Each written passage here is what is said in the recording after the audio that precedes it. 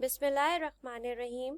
अस्सलाम वालेकुम। आज का हमारा टॉपिक है precocious puberty. Introduction.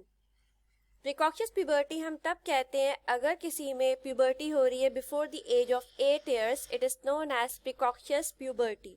Precocious puberty के अंदर बेसिकली क्या होता है, प्री मैच्योर एक्टिवेशन हो रही होती है किसकी, हाइपोथैलेमो हाइपोफिजियल ओवेरियन एक्सिस यानी कि hypothalamus, anterior pituitary gland, ovaries axis की जो है ओवेरियन एक्सिस जो है ये आपका प्री मैच्योरली एक्टिवेट हो रहा होता है।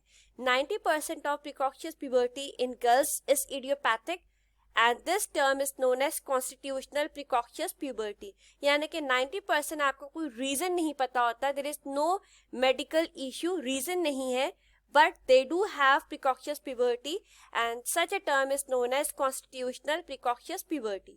Two key types है, one is central precocious puberty and the other one is the peripheral precocious puberty.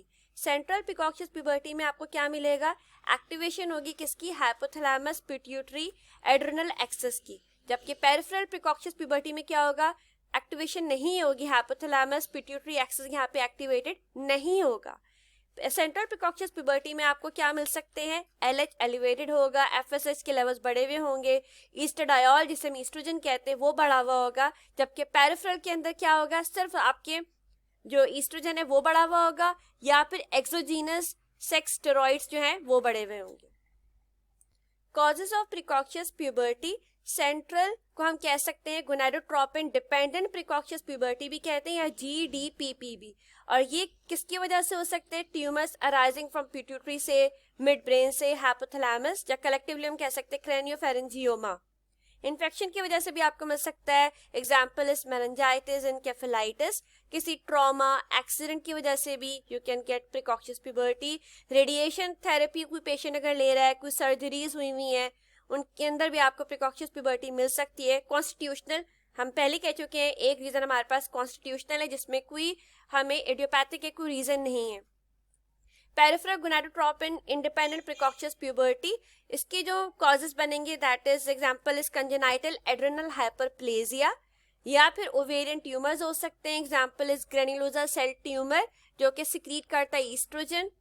एरिनोब्लास्टोमा, it's a tumour जो कि फीमेल में प्रेजेंट होता है, ये सिक्रीट कर रहा होता है high levels of androgen. Piers-Jaeger syndrome भी एक ऐसा है जो कि ओवरी से बेसिकली ओवरीज में ये ट्यूमर होता है जो कि ईस्ट्रोजन की सिक्रीशन बहुत ज्यादा कर रहा होता है। इसके अलावा एक्सोजीनस ईस्ट्रोजन एक बहुत इंपॉर्टेंट फैक्टर प्लेस करते हैं, एग्जांपल है हमारे पास जीनो हार्मोन्स, ये वो हार्मोन्स है जो हम डायरेक्टली नहीं ले रहे होते बट समहाउ इनडायरेक्टली हमारी बॉडी में जा रहे होते हैं समटाइम, जैसे कि आजकल many of the materials are made up of plastic bottles हैं, प्लास्टिक के बर्तन है, कॉस्मेटिक फीमेल्स यूज कर रही होती है, उसके अंदर भी आपको जो है जीनो हार्मोन्स मिलते हैं, ये दे मिमिक ईस्ट्रोजन रिसेप्टर्स, दे मिमिक ईस्ट्रोजन, और वहां पे जाके ये बॉडी के नेचुरल ईस्ट्रोजन को डिस्टर्ब करते हैं और वहां पे जाके बाइंड होते हैं and then they can cause precocious puberty. एक हमारे पास रीजन है मैक्यून-एल्ब्राइट सिंड्रोम, जिसकी वजह से भी हमें प्रिकॉशियस प्यूबर्टी मिल सकती है। Cases, the cause of precocious could be either आइजोसेक्सुअल और हेटेरोसेक्सुअल। आइजोसेक्सुअल प्रिकॉशियस प्यूबर्टी हम तब कहेंगे जब फीमेल के अंदर सारे फिनोटिपिकली कैरेक्टरिस्टिक्स जो है वो नॉर्मली डेवलप्ड हो, उनमें कोई चेंजेस ना हो, आगे पीछे ना हो, और वो प्रेजेंट हो, सेकेंडरी सेक्सुअल कैरेक्टरिस्टिक्स जो है वो प्रेजेंट हो but before the age of 8 year are known as isosexual puberty, जिसमें कौन कौन सी आपको डेवलपमेंट मिलेंगी, रैपिड ग्रोथ होगी, डेवलपमेंट ऑफ ब्रेस्ट होगा, feminine body contour, pubic and axillary hair and start of menarche. Heterosexual precocious puberty जबकि हम किसे कह रहे हैं, जिसमें patient may develop characteristics of the opposite sex. For example, a male may develop breast and other feminine characteristics while a female may develop a deepened voice and facial hair. Such a type of precocious puberty is known as heterosexual precocity.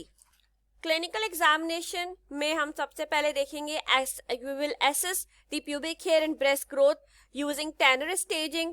हम assess करेंगे axillary hair growth और height measurement हम देखेंगे।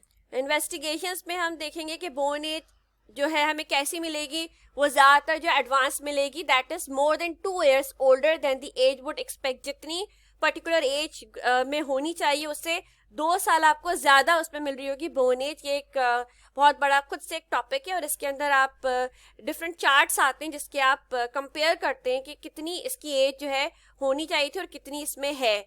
Second आप करवा सकते हैं pelvic ultrasound, ये शो करेगा प्रिकॉशियस प्यूबर्टी के अंदर जो इनलार्जमेंट आपको यूट्रस की ओवरीज की मिल रही होती है वो आपको पता लग सकती है यहाँ से। MRI ब्रेन आप करवा सकते हैं, सीरम HCG आप करवा सकते हैं, सीरम 17 हाइड्रोक्सी प्रोजेस्ट्रॉन। अगर आप सस्पेक्ट कर रहे हैं क्या कंजेनाइटल एडिनल हाइपरप्लेजिया तो वहां पे आप ये सीरम 17 हाइड्रोक्सी प्रोजेस्ट्रॉन करवाएंगे। सीरम FSH लेवल्स चेक कर सकते हैं, LH एंड ईस्ट्राडियोल लेवल्स, ये सारी इन्वेस्टिगेशन आप करवा सकते हैं to find out whether the patient is suffering from precocious puberty or not. Lab test results in precocious puberty, अगर आपको सेंट्रल प्रिकॉशियस प्यूबर्टी है तो वहाँ पे आपको हाई लेवल्स मिलेंगे LH के और FSH के, और ईस्ट्रोजन ईस्ट्राडियोल की फॉर्म में प्रेजेंट है ये भी आपको एलिवेटेड मिलेगा। जबकि पेरिफेरल प्रिकॉशियस प्यूबर्टी में आपको क्या मिल रहा है, लो LH and low FSH। Management, सबसे पहले मैनेजमेंट में हम देखेंगे कि यूनानी एस्पेक्ट से हम क्या कर सकते हैं, दैट इज दी असबाब सित्ता ज़रूरिया। इसकी डिटेल्स में मैं नहीं जाऊंगी, आप सबको पता है कि असबाब सित्ता ज़रूरिया 6 एसेंशियल फैक्टर्स को कहते हैं and these all factors plays a vital role in restoring your health. इनमें कौन कौन से हमारे पास है, हवा है, माकूल व मशरूब, फूड एंड ड्रिंक, हरकत व सकून जिस्मानी जिसे हम रेस्ट एंड फिजिकल एक्टिविटी, हरकत व सकून नफसानी, साइकोलॉजिकल एक्टिविटी एंड रिस्पॉन्सेज, नौम व यकसा, स्लीप एंड वेकफुलनेस, इस्तफराग, एहतबास, एलिमिनेशन एंड रिटेंशन। अगर हम इन सारे पैरामीटर्स का ख्याल रखते हैं तो डेफिनेटली हम बहुत सारी चीज़ों से बच सकते हैं। उसमें एक मेन फैक्टर प्रिकॉशियस प्यूबर्टी भी है। ये बहुत इंपॉर्टेंट है कि हमारी जो एनवायरमेंटल फैक्टर्स हैं वो बॉडी पे इन्फ्लुएंस करते हैं। आजकल आप देखते होंगे कि यंगस्टर्स जो हैं वो बहुत ज़्यादा आपको जंक खाते हुए नजर आएंगे, ओबीस होंगे। ये सब क्या है, ये सारे कंट्रीब्यूटिंग फैक्टर्स हैं जो कि हमें किस फॉर्म में नजर आते हैं, प्रिकॉशियस प्यूबर्टी कॉज कर। एलोपैथी मैनेजमेंट में जो सबसे ज़्यादा आजकल जो मेडिसिन दी जाती है वो है GnRH एगोनिस्ट, जिसमें हमारा ब्रांड नेम है ल्यूप्रोलाइट। लॉन्ग एक्टिंग इंजेक्शन है जो वंस अ मंथ दे रहे होते हैं। इसके अलावा हमारे पास है cyproterone acetate tablet, medroxyprogesterone acetate 20-40 mg per day दे सकते हैं।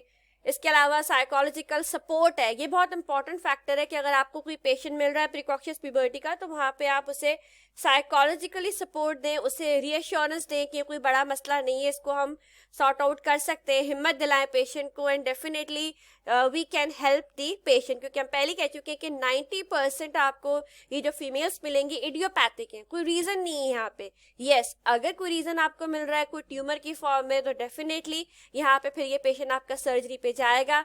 मेडिसिन यहाँ पे इतना अच्छा रिजल्ट नहीं देती, सर्जरी इज दी ऑप्शन।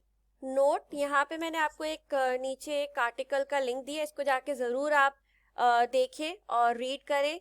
इसके अंदर बेसिकली इन्होंने मिक्सचर बनाया है एंड दैट इज कोएसिमिन और आर्टेमिसिया कैपिलैरिस का फॉर प्रिकॉशियस प्यूबर्टी। बाकी आप इसे रीड करें और इसे ज़रूर आपस में शेयर करें और मुझे भी ज़रूर बताएं कि आपने इससे क्या समझा आर्टिकल से।